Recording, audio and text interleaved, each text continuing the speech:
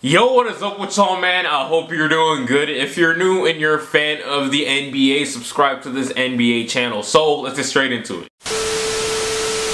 So this LeBron to Philly discussion has blossomed again, due to basically some billboard in Cleveland telling LeBron to join the 76ers. And it is actually a possible destination for LeBron. I made a video before talking about the scenario, and a bunch of things have changed since then. Cavs basically have a brand new team, and they're better equipped to face the Warriors. And looking at things from the 76ers point of view, they've exceeded expectations. Ben Simmons is an animal, and Joel Embiid is a top 2 center in the NBA. But what's more importantly than that, is that he's staying healthy this season, coach. That's amazing news! Because Joel's health and durability was the main reason why I wasn't sure if I wanted LeBron to go ahead and join the 76ers. Because Joel is a big part of why Philly is winning right now. He is literally unstoppable, and he is probably the best all-around center in the NBA today. He can shoot the 3, and he also has a good handle on the ball for a big. He has a godlike post-up game. He's also an elite defender, and the dude is a really underrated passer. Dude's going to be the best center in the NBA really soon. There is just no way any team or player can stop a 7-foot, some 270-pound beast with a skill set like that. It's impossible. The only thing that might be able to stop Joel Embiid is Jesus Christ himself, and I don't even know if he can be able to handle Joel Embiid in the post.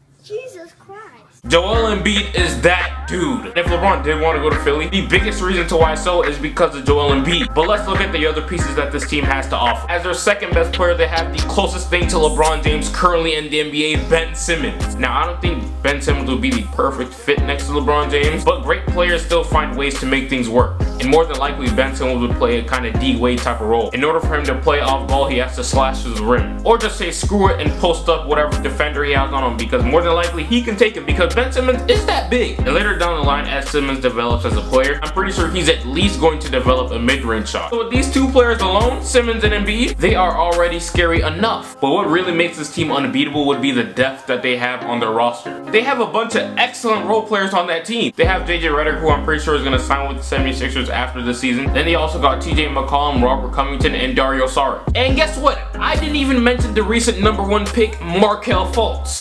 Say you swear to God. Who, by the way, is rumored to improve his jump shot. This team right here is absolutely terrifying because of the youth and star power on this team. Joel Embiid is already a superstar at the age of 23, and Ben Simmons is a star as well, and he's only 21 years old. And don't forget about Markelle Fultz, the 19-year-old rookie. This team right here would be set to dominate for at least the next 8 to 10 years, barring injury from any major stars. Simmons and Embiid are already studs, and they're leading the 76ers to the 6th seed in the East. If LeBron joined this team during the offseason, he can be the best player on this team and lead these guys at least for the next 3 to 5 years, until Simmons and Embiid surpasses him. Towards the end of LeBron's career, he can still be a very impactful player to the 76ers team, and he'd be able to age gracefully as the third option, because he basically got LeBron 2.0 leading the show, Ben Simmons.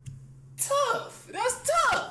If LeBron goes to Philly, without a doubt in my mind, he's going to win at least 3 more NBA championships. These two, Joel Embiid and Ben Simmons, they have what it takes to win right now, and they'll be able to play behind LeBron James. I don't think you guys understand how perfectly the timeline fits. LeBron can be the guy and win championships with Joel Embiid and Ben Simmons as his co-star. Then 3-4 years later down the line, when LeBron gets older and starts to slow down, by that time Joel Embiid will be in his prime and Ben Simmons will be somewhere near that. And those two will allow LeBron James to take a back seat. But since you know he probably won't be as dominant as he gets older. Talking about once he gets to the age 36, 37, 38, he ain't gonna be LeBron James we know today. Now, what kinda added fuel to this rumor is that LeBron James and Ben Simmons have the same agent. And I think Ben Simmons posted a picture on IG, and it was captioned at June 30th, and he had those emoji eyes. And in that picture, he had LeBron James on his side, and also his agent, Rich Paul. But on top of that, what added even more fire is that LeBron James himself, or at least someone affiliated with him, were rumored to be looking at schools at Philadelphia during the All-Star break. Hold on.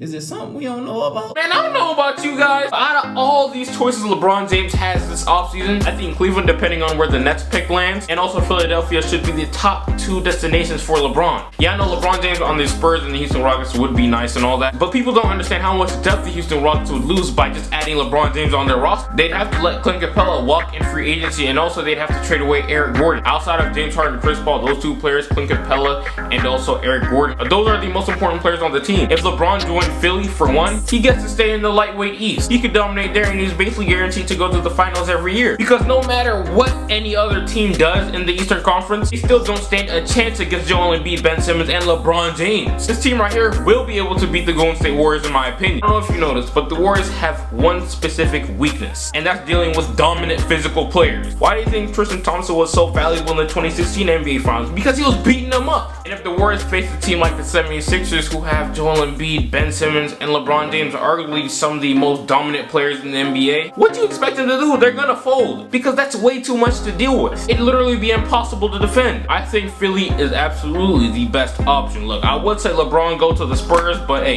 the Spurs are in the West, and why would he want to go to the West? There's so many good teams with so much firepower, and it doesn't make sense. But he could just save himself and save his body and play with Joel Embiid, Ben Simmons, and you know, it'd be cool in the East. It just makes too much sense for LeBron not to join the 76ers. But this is the end of the video. Let me know what you guys think. Give this video a like, and I appreciate you for watching, and I get right with you.